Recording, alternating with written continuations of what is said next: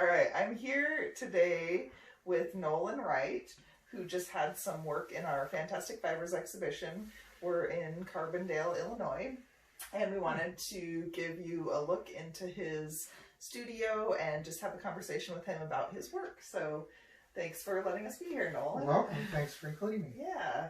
So do you want to just give me a little bit of kind of insight into, maybe, I know we've talked about your history with how you kind of got started doing what you do. If you want to talk a little bit about your work, and Okay. you can show us any of the fun things in your studio space. Sure.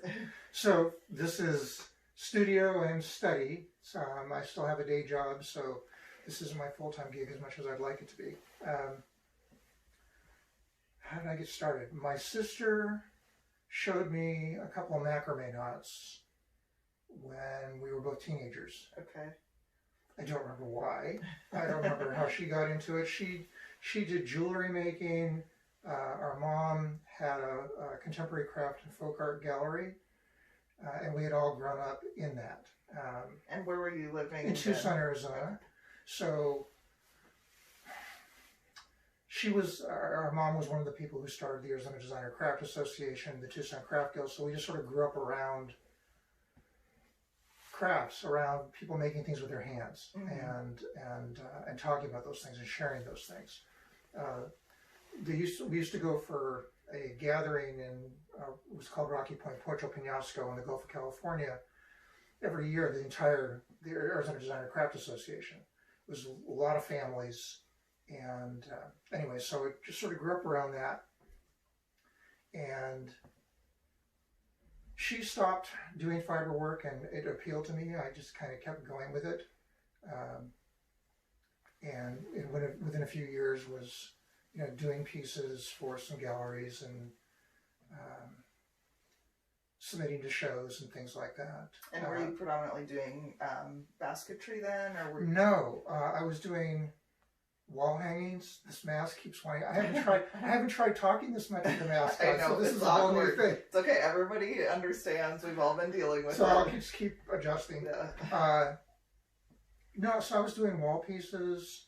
I was doing plant slings, but not so much knotting. I was wrapping. Okay. And I kept buying material from this one particular shop that existed in Tucson at that time called The Catalyst. And the guy said, "You're always in here buying material. Why don't you bring me some of what you make?" And then he just started selling it. He started selling a lot of my work, and my mom put some in the gallery, and I got some in some other galleries. And no, I didn't do vessels. I was always drawn to them. Growing up in the Southwest, basketry, ceramics, glass blowers, a lot of vessel forms always appealed to me, but I didn't really know how to go about doing that with the techniques that I knew. And so I did a lot of fiber work through the 70s. I didn't have a lot of formal training. I took a couple of classes with a weaver, Gail Wimmer, who started a fiber department at the University of Arizona. Okay. And were you in school there during that time, or? I was just taking a class. I wasn't a degree-seeking student. I was doing my fiber work. I was working construction to help pay the bills. A friend of mine who was a potter's husband was an architect and general contractor and part owner of an adobe yard. And he had this theory that he could teach anybody construction skills, but he couldn't teach you to give a damn. He couldn't teach you to be concerned about quality. And so he hired artists, theater technicians, lighting directors, people in between gigs that were all in creative activity of some kind as their main thing. And we built adobe houses. Anyway, so I was just doing that, and then Gail, without telling me, submitted my work to Aramont School of Arts and Crafts for an internship for a summer, to work there for the summer in the fiber studio, and then told me, said, I hope you're not busy this summer, because I did this and you've been selected, and you better go. And so I went to Airmont for most of a summer in 1978. And you were like the fiber studio tech there? Fiber studio assistant. Okay. So I worked with Louis Knaus. That's the one person. Gail was there for part of the summer. I don't remember other people. It was a long time ago. But I do remember Louis. All the assistants had a show. Mm-hmm. So we had the main gallery area at Airmont, that main hallway, mm-hmm. and I had several pieces up, and he offered to give me a critique. Mm. And he walked around looking at my work and said, "So I can't tell if you knew what you wanted to say and decided that this was the right medium and technique to accomplish that, or you happen to know these techniques and happen to have these materials lying around the studio." And I was young, and naive and not really in a position to push back or think that I could. That stopped me in my tracks because, I gathered material that appealed to me. I gathered colors, I gathered textures, I gathered things that appealed to me. And I've hung out with the techniques that I hang out with because I like the physicality of doing it, and I could shape and do things that I liked. Mm-hmm. And the idea that I was supposed to have some deeper motivation and thing I was trying to say was just not the world I came from. It was much more an organic process. Mm-hmm. But then he got me thinking, and it was like, okay, well, what do I want to talk about? And what I wanted to talk about were things like, I want to do a piece that you'd experience about war at the level of a bayonet stuck about in half an inch into your gut, that you couldn't pretend was anything else. Remember, this is 1978. Mm-hmm. Okay, so not, we're still not long after NAM and all that. And that was just so dark that I didn't want to hang out there, mm-hmm. but didn't feel like I could continue hanging out where I had been. And meanwhile, it was like, okay, maybe it's time I go to college or I do some other things. And I just sort of went in other directions and put aside the fiber for quite a long time. It's interesting because it was kind of like a turning point that you had that critique, but then you kind of put that aside for a while before you were able to really dive into that more conceptual kind of direction for your work. I think when I picked it back up again, it was because I missed the physicality of doing mm-hmm. the work, and it's a kind of meditation. I still don't. I'm not. I don't think I'm approaching it differently now than I was before. I've just embraced it more. If there's something that I want to comment on through my work, I will, but I don't feel like I have to. Mm-hmm. I don't think that everybody doing art has to do that. If that's where somebody's coming from, great. Mm-hmm. But for me, it's a more personal exploration of material. So, for instance, show us some of your materials. So this is a piece I'm working on right now that I just started, and I took a workshop in pine needle coiling at Airmont mm-hmm. A few years ago, and just kind of fell in love with it. Not necessarily the approach of that instructor, but of working with pine needle coiling, and I like the ability to control the shape, but it's also, again, it's an organic process. So I may have a technique I want to explore. I wonder if I did this, what it would do. Mm-hmm. Or I have a general shape in mind, something I want to kind of push at. An overall effect that I would like to have the piece have when it's done. But often it's just, I like this material, I do some dyeing with it, some painting with it, and then I start to, I'll notice some things either in the studio or in the house or in the world, and get an idea of a palette or a set of textures that I want to work with. And when we step out, I can show you there. I have an assemblage in the living room that's just a piece of coral with some other things laying on it that I happened to notice, and it just gave me an idea of, I wonder if I could do anything like that shape. I wonder if I could control the needles. I wonder if, what about white? I mean, I've explored color. A lot of people have been exploring color. What could I do with white? Will the needles even take a white? And I find that they won't dye. They won't take a dye white, but you can. I work with acrylics, so you can paint as well. them. So doing kind of a wash, and then it's just okay. I sort of gathered. I just created a kind of an inventory where I had needles, and where do you get these pine needles? Whenever I can, I'm gathering myself. Okay. I have purchased some from Florida from a couple of people, but I ended up working with a master basket maker, Clay Burnett, who's in Columbia, South Carolina. Several of the people that were in the workshop that I was in at Aramont told me about him and said that I would really, really like his work and like working with him if I could get an opportunity to. And I reached out, and he invited me to, if I was in Columbia, that we could spend some time working together, and ended up working with him for a week in his studio.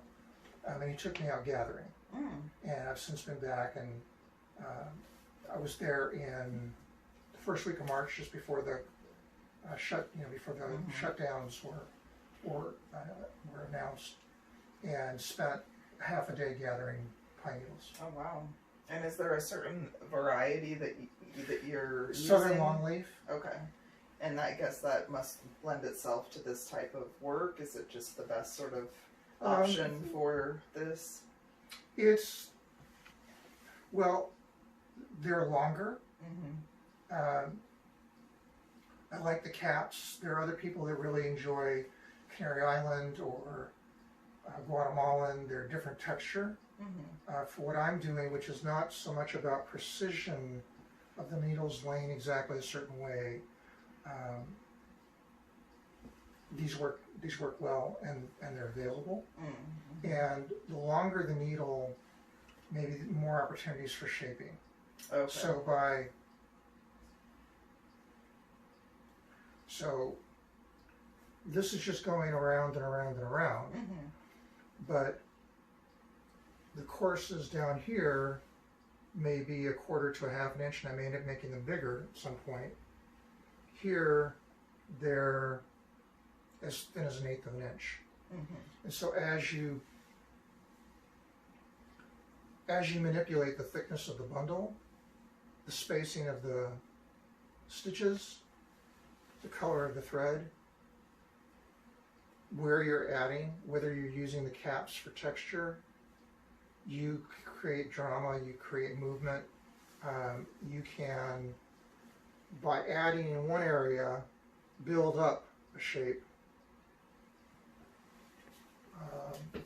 The piece you just brought back, I could use as an example, or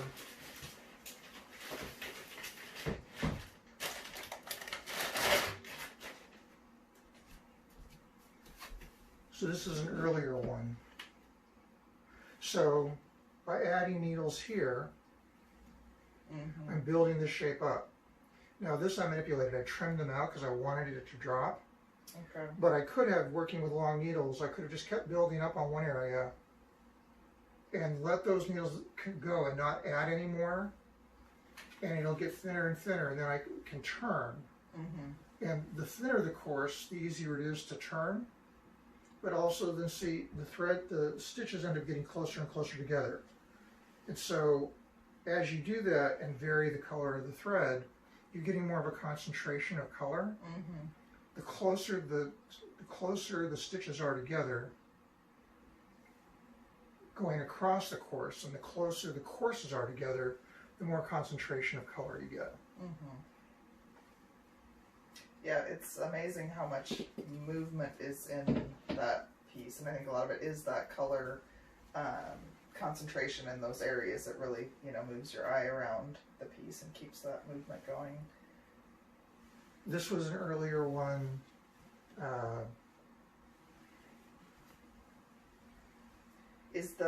Are the pine needles now kind of your main material that you're using then? Yes. Yes, pine needles. But I also am doing knotting, so the piece you just brought back combines coiling and knotting. This piece behind you, which is the most recent one that I finished, also combines coiling and knotting. But here, I wanted to explore not. I didn't want to have a freeform shape. So I was keeping the courses, the bundle as it's going around, pretty much the same thickness the whole way. This was more about color I see that. and control of shape. It's very different from your other pieces that I've seen, anyways. And so I had a palette that I wanted to start with, and I was thinking I was just going to do a conical shape. And I got up to this point and working with adding the caps on the outside and thought, well, I don't know if I want to keep going up. What if I came out? If I came out, I'd have a ledge and I could add the caps on the ledge. So it was like, okay, let's try that. And now coming up, and then it was kind of looking like a flower pot. And I didn't know how, it was like, okay, well, this will just be a Baroque flower pot. But then I wanted something as an accent on the outside, something to play off of that shape. And so I added the knotting. So there's no pine needle in this. This is all waxed linen, waxed Brazilian cord, Ceylon cord. This is all half inches. This is all going back to the knotting that I had been doing back in the 70s, but using it in a different way. But both with the pine needle and with the knotting, there's some common things that appeal to me. It's slow. There's an opportunity to see something develop and react to it. I've always been kind of jealous of glass blowers and potters or wood turners because it seems like it's so much more immediate. But it's also scary to me because of that. It's like once you touch the metal blade to the wood, or blow some air into the glass, or touch the clay, it changes. And I like things to happen slower and kind of react to it. And that's what it sounds like with that piece, especially that you're kind of starting out with some color inspiration, but sort of letting the piece take you kind of where it wants to go as you're working. So, you know, if there are themes that I've identified in my work, in my process, I think that really gets at it. It's the tension between control and organic development. Staying open to seeing what's developing, but at the same time really enjoying seeing, well, what can I do to control that? So do I keep going up? Do I want the shape to keep going up? Or do I want to see if I can control the needles and curve it this way?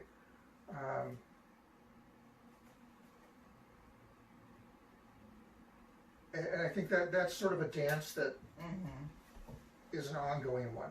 Yeah, there's a balance there.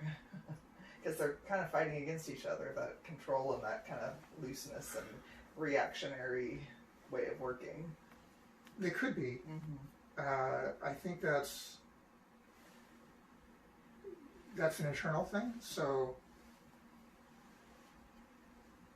if I insist on the piece going where I thought it was going to go, where I thought I wanted it to go,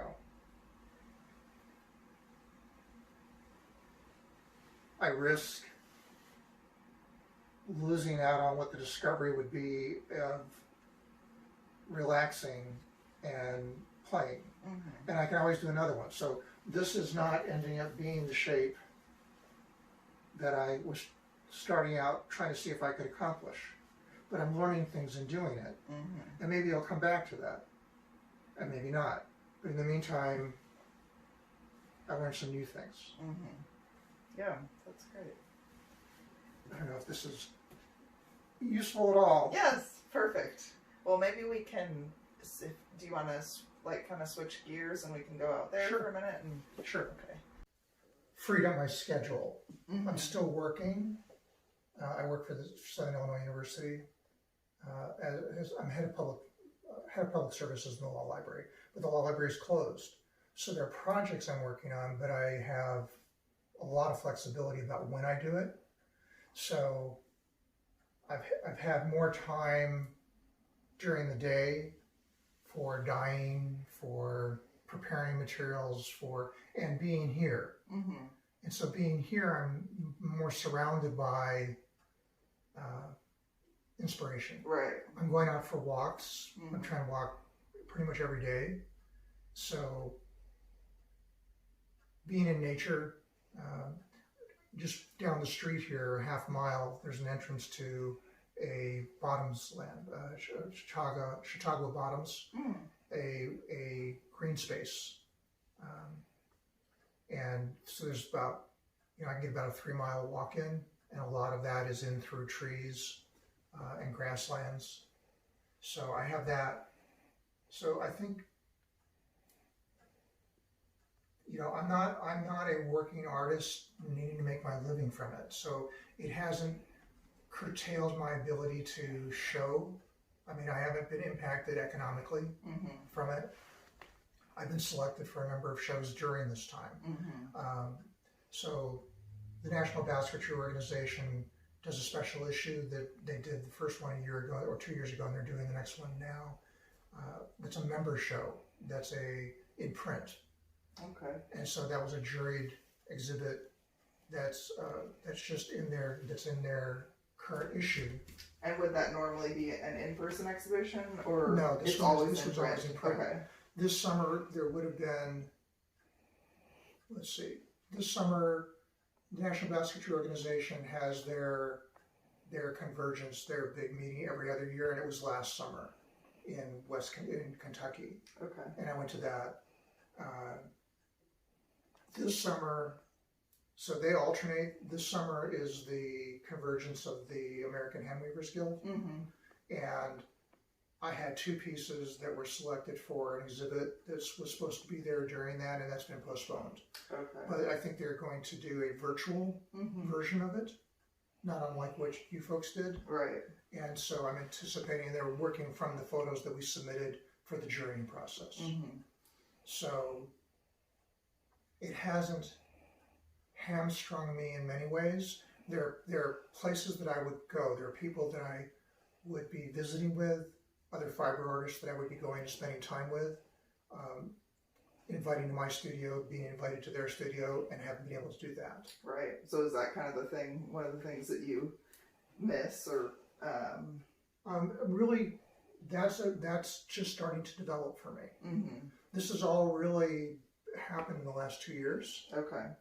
So, I had a real intensive... As far as getting back into... Yeah, I was really intensively involved for 6 years,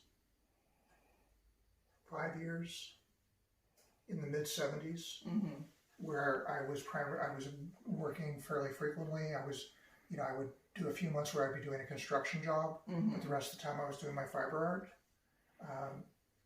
And then it got really just completely put aside. And then about 10 years ago, I picked up material again just because I needed to have that balance in my life. But I was just doing it personally. It was just for myself. I would make pieces, give them away, or hold on to them like that little one that I showed you. So it's really just been, since going to that workshop a few summers ago, and being introduced to this technique and this material, and then being introduced to some other artists' work, and meeting them and seeing their work, and joining the National Basketry Organization, the American Handweavers Guild, or is it NGA or NGA? the Hand Weavers Hand Guild. Weavers Guild of America's Hand Weavers Guild, HGA. yeah, HGA. Hand Weavers Guild of America, and the Fiber Art Group in Paducah. That I are just really kind of resurging into it. Right, and that's what's interesting. That we're just going to have to see what happens, because especially places like Aramont, or even these smaller regional guilds or groups like the Paducah Fiber Artists, they're dependent upon those sort of meetings and that networking and getting to be with people in a room and share your work and touch each other's work, and now that all kind of is just on hold. And we don't know how long it's going to be. Right. So, I mean, Aramont had canceled their whole season. Right. Penland canceled their season. All the schools have had to do that. There have been some wonderful things with donors contributing money to spread to people that were affected, because the artists that were going to be teaching those workshops put a lot of time and energy into developing those classes, and then we're not able to come, and so donors have stepped in. I was planning to go to a workshop at Aramont in October and won't. I went last October as an assistant working with Clay. So Clay invited me to be his assistant at Aramont. So it was really cool, kind of coming full circle. And I had to do a slide presentation. So I started with some pictures of pieces hanging at Aramont in 1978 that had been taken of that show. That is really full and talking circle. about sort of that metamorphosis. If Penland's open in the spring, I'm supposed to be assisting Clay at Penland this spring, and so that'd be really cool. I'd enjoy it. I've heard about Penland all my adult life, and I've never been there. I think those kind of workshops and those kind of environments are just incredibly exciting. To be around people that are in different stages in terms of what they're doing different kinds of mediums, drawn to it for different reasons. I always make a point of sitting with different people, like at meals, and that are not in my medium. Right. And just trying to learn about what drew you to that. What appeals to you about that? What do you... those craft schools, I mean, those are some of the strongest relationships that I've made in the art world, from the craft schools, because it's true. It's like you meet people from all over the world that are maybe really similar, maybe really different, and you get to learn about other mediums. And I think that's why I'm worried about those kinds of how those places will recover from all of this, because it's really it's tough for all of them and everybody that was supposed to take classes and teach classes. But maybe some new really cool things will come out of it too. Right. As people are exploring. So galleries and museums are doing a lot of things online now with doing things like this, where they're doing videos introducing their artists, or introducing their artists in a deeper way, right, to the general public or to collectors.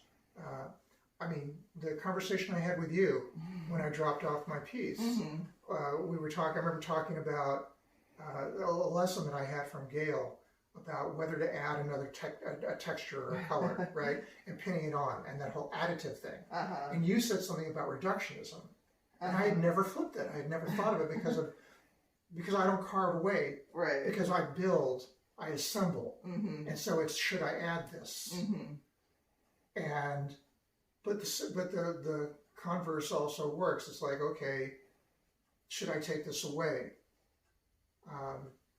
So those kinds of exchanges are wonderful. Yeah, and I think you're exactly right. I mean, in a way, we've had a broader reach even from having more things online than in person, because there are people that want to be involved with us that can't come to the gallery. They're not able to be there, whether it's they're too far away or whatever. But I think we've gotten a lot of people involved with things that we have going on that wouldn't be just because of having to exist in that virtual world. Now I have all kinds of questions about how the gallery's doing it, because for the individual artists,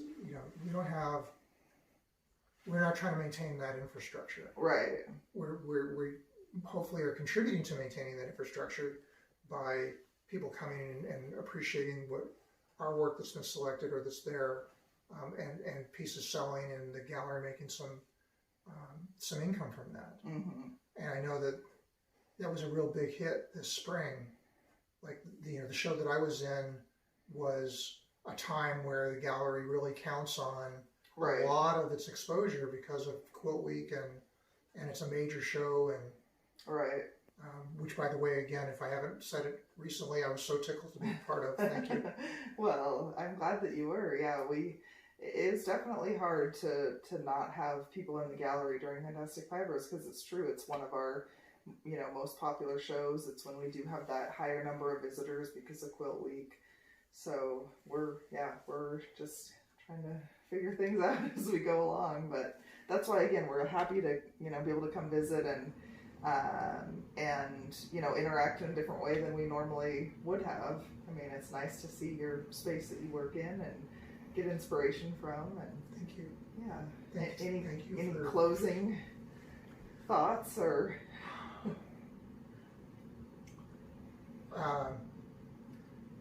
I would just encourage anybody who is seeing this to feel free to explore. It doesn't matter how old you are, pull from whatever you have in your background, whatever you have around you that serves you, that you can use as a jumping point to explore something that intrigues you. Go for it. I think that's a great note to end on. So thank you again for having us in your home. Thank you for coming.